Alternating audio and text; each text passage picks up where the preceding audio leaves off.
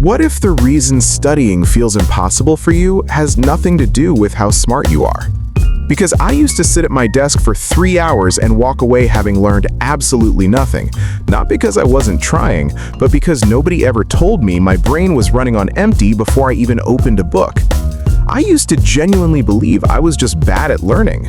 I'd watch anime for 3 hours straight and my brain constantly felt like it was made of fog. I didn't get smarter, I just stopped starting my day with a dopamine feast.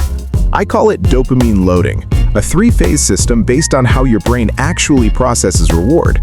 Today, I'm going to show you how to reset your brain chemistry so that by 9 a.m. you aren't just willing to study, you're actually hungry for it. Okay, picture a simple graph. The left side is morning, right side is night, and there's a flat line running through the middle. That flat line is your dopamine, your brain's feel-good chemical, just sitting at its normal level when you wake up. Now, here's where most students mess up before 9 a.m. They pick up their phone, Instagram, YouTube, maybe something worse, and the second they do that, that flat line shoots way up. Big spike. Your brain loved it. But then your brain has to bring it back down, and it doesn't just go back to the middle, it drops below it, way below. And that's when you try to study. Your brain looks at your textbook, then it remembers that spike from your phone, and it goes, "No thanks, this is boring. I want that other thing back."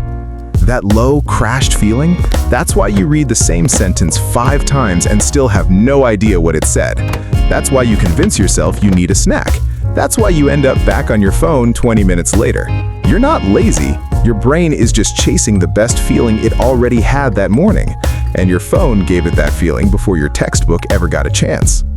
I did this for years. It wasted so much of my time. I know this works because I was getting D's in my first year. By A-levels, I had 3 A stars. Same brain, different system. Here's the thing that changed how I saw everything. Dopamine isn't really about pleasure, it's about hunger. When your dopamine is low, your brain is hungry for something, anything that feels good. And in that hungry state, even finishing 1 page of notes can feel rewarding. Even understanding one concept can give you a little rush. But when you spike your dopamine first thing in the morning, your brain is already full. It already had the feast. Studying is just leftovers. The students who actually get stuff done aren't more disciplined, they're just keeping their brain hungry long enough to let studying feel worth it. That, "Oh, I actually get this" feeling you sometimes get when studying, that's a dopamine hit. You just can't feel it when your brain is already maxed out. So, here's how dopamine loading actually works. 3 phases. Simple. Phase 1. Deprivation. When you wake up, your phone is radioactive.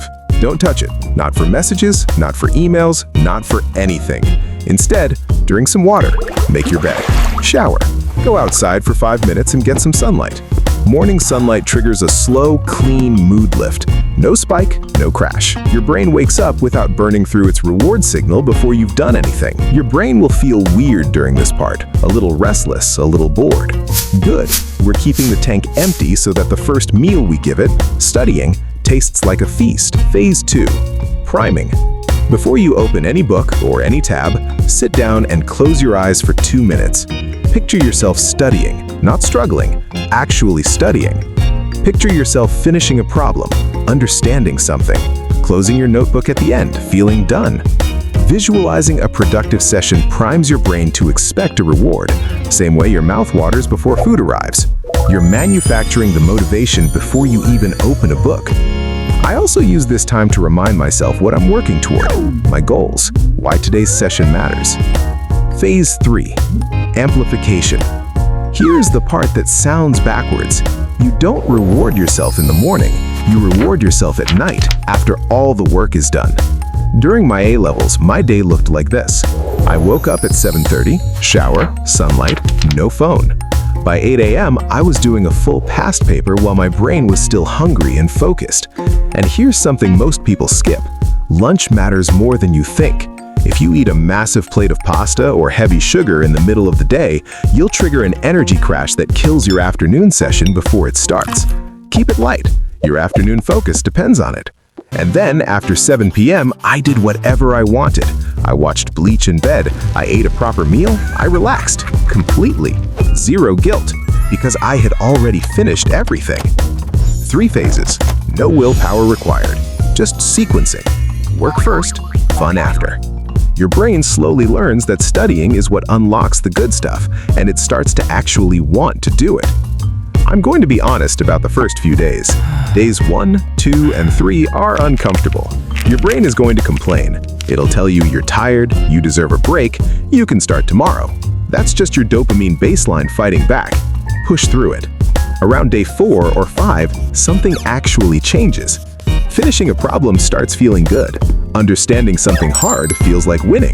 You stop forcing yourself and start actually wanting to keep going. That's what focus actually feels like. Most people never hit it because they burned through it before 9 a.m. One warning though, one long social media session can undo your progress fast. Protect your mornings like they actually matter, because they do. Here's your challenge. 5 days. That's all. 5 days of keeping your mornings boring. 5 days of working first and enjoying life after. Just notice how different day 5 feels compared to day 1. You stop dragging yourself to the desk. You actually want to sit down. That's the whole point. One last thing before you go. What was the biggest thing that's been killing your mornings? Phone? Sleep? Something else? Drop it in the comments. I read every single one, and your answer might actually become the next video.